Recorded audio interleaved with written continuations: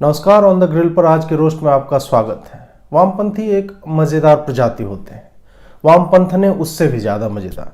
यूं तो मूर्खता में लिंग भेद करना वोक लिबरलों की मान्यताओं के खिलाफ है, लेकिन वामपंथियों और वामपंथनों में मुझे चुनना पड़े तो मैं चर्ची वामपंथनों को ज़्यादा नंबर दूंगा। एक हार्वर्ड गच्छिनी वामपंथन के कारण पूरे विश्व में यह अमेरिकी विश्वविद्यालय यानी हार्वर्ड यूनिवर्सिटी चर्चा का विषय बन गया। इधर मोदी जी भारत को विश्वगुरु बनाने के चक्कर में दाढ़ी बढ़ाकर निकल पड़े हैं, और वहीं आज के दौर में एनडीटीवी जैसी संस्थाओं में ऐसे भी लोग हैं जो नाइजीरिया के प्रिंस से $10 लाख पाने के लिए अपना क्रेडिट कार्ड, सीवीवी और ओटीपी मेल में भेज देते हैं। बाद में कट जाने पर सरकार को कोसते हैं कि ये क्या बात हुई, कार्ड नंबर और ओटीपी बता देने पर कोई भी मेरा पैसा निकाल लेगा, कोई सिक्योरिटी है ही नहीं इस देश में। अब जबकि एक पत्रकार ने अपनी मूर्खता का ढिंढोरा पीट दिया है, वो कन्याओं पर दुख का पहाड़ टूट पड़ा है। वो भावुकता भरे लहजे में संघियों से अपील कर रही हैं कि जब कोई पहले से ही परेशान हो तो उसको लात नहीं मारते। अंग्रेजी की कहावतें लिखी जा रही है कि don't kick someone when they are down, जबकि संघी लोग तो चाणक्य नीति से चलते हैं कि दुश्मन की संततियों का भी नाश आवश्यक है। यहाँ तो सिर्फ किक नहीं मार रहे, फुटबॉल बनाकर पूरा खेल ही खेल रहे हैं। एक लिख रहे हैं कि उनका भी एक बार कट गया था, इसलिए दूसरों के जले पर नमक छिड़कना असभ्यता है, क्रूरता है। सर, ऐसा है कि आपका अभी भी कटा हुआ है, इसीलिए ज्ञान बांच रहे हैं। और हाँ, हम लोग वैसे नमक नहीं, मिर्च पाउडर छिड़कते हैं। एक दृष्टिकोण से देखें तो यह भी बात है कि निधि राजदान तो एनडीटीवी छोड़ने के बाद भी एनडीटीवी की ही पत्रकारिता कर रही थी। जो वस्तुतः अस्तित्व में नहीं है उसके होने का विश्वास दिलाना ही तो पिछले 6 सालों से इस संस्था की पत्रकारिता का हॉलमार्क रहा है। पूर्ण बहुमत से 2 बार चुनी हुई सरकार लोकतंत्र की सुंदरता नहीं बल्कि एनडीटीवी के अनुसार तानाशाही है। वैसे ही आपातकाल फांसीवाद इनके स्टूडियो में 72 बार आकर जा चुका है, जैसे कि एनआरसी विधेयक का ड्राफ्ट भी किसी के पास नहीं। लेकिन इस जिम्मेदार संस्था ने हमें बताया कि अगर आ गया तो उसके क्या क्या नियम कानून होंगे और कैसे समुदाय विशेष को मोदी और शाह एक एक साइड से पकड़कर बंगाल की खाड़ी में फेंक देंगे। ऐसे में सुश्री निधि जी, इन्होंने अपने ज्ञान और अनुभव निधि का ही उपयोग किया है कि जो जॉब कहीं थी ही नहीं वो उन्हें मिल गई, जो डिपार्टमेंट अस्तित्व में है ही नहीं वो वहाँ का पता जानती हैं, जो विषय कभी पढ़ाया ही नहीं गया हार्वर्ड में वो उसकी एसोसिएट प्रोफेसर बन गई, जो क्लास कहीं होता नहीं वो वहाँ पढ़ाने का दावा ट्विटर पर कई बार कर चुकी। कई जानकार यह भी बताते हैं कि संघी लोग बड़े आराम से यह मान लेते हैं कि महाभारत हुआ था और रामायण इतिहास है, लेकिन यही दुष्ट लोग यह मानने को तैयार नहीं कि ऊपर कही गई बातें 9:15 नंबर प्लेटफॉर्म की तरफ ट्रॉली बैग लेकर तेज रफ्तार से दौड़ने पर पिलर से टकराने पर संभव हो जाती। क्या किसी ने यह चेक किया कि पत्रकार महोदया के पास निम्बस 2000 या फायर बोल्ट झाड़ू रखी हुई है? वीज़ा के बारे में पूछने वाले चेक करें कि झाड़ू पर बैठकर आने जाने का वीज़ा लगता है कि नहीं।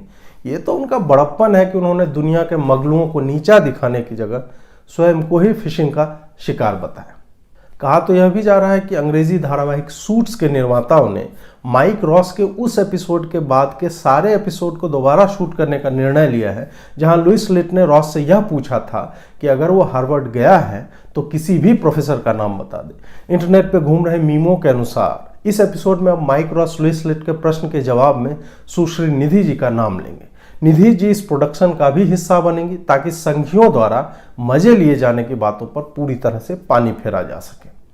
इससे और कुछ हो न हो, यह तो हो ही जाएगा कि चाहे एनडीटीवी हो या अशोक विश्वविद्यालय या फिर दर्जनों वैसे संस्थान जिन्होंने निधि जी को बतौर एसोसिएट प्रोफेसर हार्वर्ड लिखकर अपने आयोजनों में बुलवाया, उन्हें लोगों से माफ़ी नहीं मांगनी पड़ेगी। आप कहेंगे कि अजीत जी वो तो टीवी सीरियल है, असल में थोड़े ना प्रोफेसर हो गई। तो मेरा जवाब है कि एनडीटीवी में भी तो पत्रकारिता के नाम पर सास बहू और सौतिया डाह वाला सीरियल ही तो चल रहा है पिछले 6 सालों से। She will feel at home, makeup करो, टेलीप्रॉम्प्टर पर जो कहानी लिखी हुई है उसको पढ़ो, घर जाओ। आप ही निधि जी की 20 साल की कालजयी पत्रकारिता के बस 2 नमूने मुझे दिखा दीजिए जिसके आधार पर हार्वर्ड की प्रोफेसरी तो छोड़िए, उन्हें पत्रकार ही मान लिया जाए। मुझसे मत पूछिए, क्योंकि हमने दिल्ली के हिंदू विरोधी दंगों के समय और बीएचयू में फिरोज खान की एंट्री पर सिर्फ 2 साल में 2 बहुत बड़े मुद्दों को न सिर्फ कवर किया बल्कि उसे आखिरी परिणाम तक पहुंचाया। खैर, अपनी ही बड़ाई कितनी की जाए, कहीं लोग निधि राजदान न कहने लगे। मूढ़मतियों के बारे में यह भी कहा जाता है कि उनका आत्मविश्वास अत्यंत ही उच्च स्तर का होता है। टैलेंटेड लोगों का भी होता है, ऐसी कोई बात नहीं है।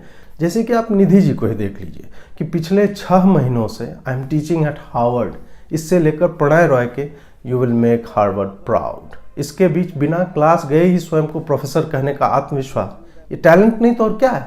ऐसे लोग ही टैलेंटेड होते हैं जो बीटेक का फॉर्म भरते ही फेसबुक पर नाम से पहले ER लिख देते हैं। लोग यह समझना ही नहीं चाहते कि एक अच्छा प्रोफेसर जब प्रोफेसर नहीं भी होता है तब भी वो प्रोफेसर होने की प्रैक्टिस करता रहता है। जैसे कि लौंडे सिंगल होते हैं लेकिन डबल होने की प्रैक्टिस करते रहते हैं, प्रोफाइल में इन रिलेशनशिप लिखकर वो पोस्ट शेयर कर देते हैं। ऐसे में कोई दुष्ट व्यक्ति उनके नीचे कमेंट में विद माय हैंड लिख जाता है, जो कि निंदनीय और दुर्भाग्यपूर्ण कहा जा सकता है। खैर, कई बार हम बदलाव होने पर सहज नहीं हो पाते, तो अगर उस तर्क से देखा जाए तो बिना क्लास लिए ही I am teaching at Harvard लिखने वाली निधि सिर्फ उस बदलाव को लेकर सहज होने के लिए कि कहीं वो हार्वर्ड में गई और वहाँ किसी ने कह दिया गुड मॉर्निंग प्रोफेसर, तो एंकर से प्रोफेसर सुनने में अजीब ना लगे, पहले से ही हर जगह लिखकर वो प्रैक्टिस बना रही थी अपना। अब कोई दुरात्मा यह पूछ देगा कि अजीत जी, आपने पहले बताया कि जर्नलिज्म का तो डिपार्टमेंट है ही नहीं वहाँ, तो वो कहाँ जाने की और क्या प्रैक्टिस कर रही थी?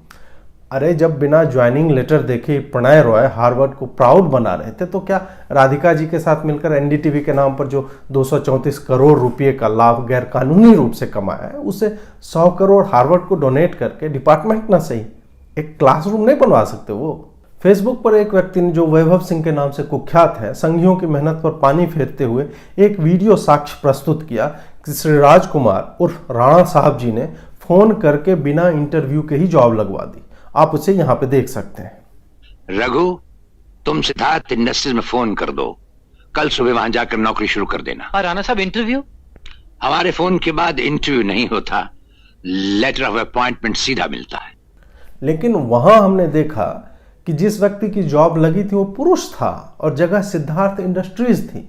हालांकि कुछ लोग यह भी कह रहे हैं कि राणा साहब ने ऐसे कई लोगों को डायरेक्ट लेटर ऑफ अपॉइंटमेंट दिलवाया था और हो ना हो कोरोना के टाइम में जूम मीटिंग पर रघु ने सब कुछ मैनेज कर दिया हो।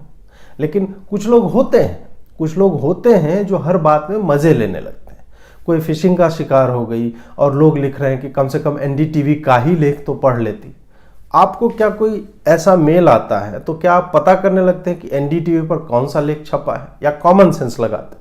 मान लीजिए कि जिसको कॉमन सेंस है ही नहीं, जो स्वयं में इतना भरा हुआ हो कि इस बात को लेकर निश्चिंत हो जाए कि उसके एंकरिंग के कारण ही हार्वर्ड सीधे एसोसिएट प्रोफेसर की नौकरी दे रहा है, वो क्या पता करने का परिश्रम करेगा या वहां जाकर किस जूते के साथ कौन सी टाई सूट करेगी वो तय करेगा? या यह भी तो हो सकता है कि रघु ने फोन कर दिया हो हार्वर्ड में। 1% तो चांस था ना कि हार्वर्ड वाले एनडीटीवी के स्टूडियो में कैंपस सिलेक्शन लेकर आए हों। ऐसे में अचानक एक दिन बुला लेते और आपको किसी चीज़ की प्रैक्टिस है ही नहीं, फिर तो काम गड़बड़ा जाएगा ना। कपड़ा लत्ता ठीक करना होता है, जीभ टेढ़ी करके अंग्रेजी बोलने की प्रैक्टिस करनी होती है, बिना जॉब कंफर्म हुए ही दूसरों के बधाइयों का धन्यवाद देना होता है। ये धन्यवाद देने वाला टैलेंट सिर्फ उन निर्लज्ज लोगों में होता है जो आपकी पूरी फेसबुक पोस्ट चुराकर अपने वॉल पर लगा लेते हैं और नीचे कोई उनकी लेखनी की बड़ाई करता है तो आभार सर, सब आप ही का आशीर्वाद, ये कह के लहरिया लूटते हैं। खैर, आप लोग तो डहजरंत और ईर्ष्यालु लोग हैं जो एक स्त्री को आगे बढ़ते देखना नहीं चाहते। हो तो यह भी सकता है किसी समानांतर ब्रह्मांड में निधि जी हार्वर्ड में एसोसिएट प्रोफेसर नहीं, जर्नलिज्म डिपार्टमेंट की एचओडी हो तो यह भी सकता है कि पूरी धरती किसी परग्रही का साइंस प्रोजेक्ट हो तो यह भी सकता है कि मल्टीवर्स के कॉन्सेप्ट में एक जगह निधि राजदान पत्रकारिता भी कर रही हूँ। जानता हूँ पत्रकारिता वाली बात सुनकर आपको आश्चर्य होगा, लेकिन संभव तो है ना। पंडित नेहरू जी ने सरकंडे की नई कलम की नोक को इंक में डुबाकर संविधान में साइंटिफिक टेम्पर डेवलप करने को कहा था, और यहाँ हम लोग बस टेम्पर डेवलप कर पाए हैं। उससे आगे आए तो मोबाइल के टेम्पल ग्लास यानी टेम्पर्ड ग्लास तक पहुंचे हैं। साइंटिफिक बात तो यही है कि कई ब्रह्मांड, मल्टीवर्स का कॉन्सेप्ट, जहां हम सब के डुप्लीकेट हैं और अलग अलग जगहों पर हमारे डुप्लीकेट अलग अलग काम कर रहे हैं।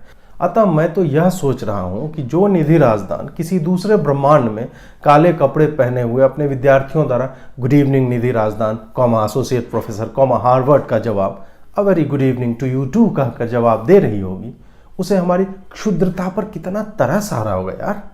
क्योंकि सिर्फ उसे पता है कि कैसे फ्लैश नामक सुपर हीरो ने छाती पर टैक्योन लगाकर हमारे ब्रह्मांड में प्रवेश किया और अपने धरती की निधि को यहाँ रखकर हमारी निधि को उसके पार लेकर चला गया। आज हम उसके मज़े ले रहे हैं, जबकि वो जानती है कि वो जहाँ है वहाँ हार्वर्ड भी है, क्लास भी है, विषय भी है और प्रोफेसरी भी है। नमस्कार दोस्तों, अगर आपको ये रोस्ट पसंद आया तो इसे लाइक, शेयर और सब्सक्राइब कीजिए। चैनल पे जो नोटिफिकेशन बेल लगा लीजिए ताकि एक भी रोस्ट जो है मिस ना हो। बहुत बहुत आभार जुड़ने का। नमस्कार।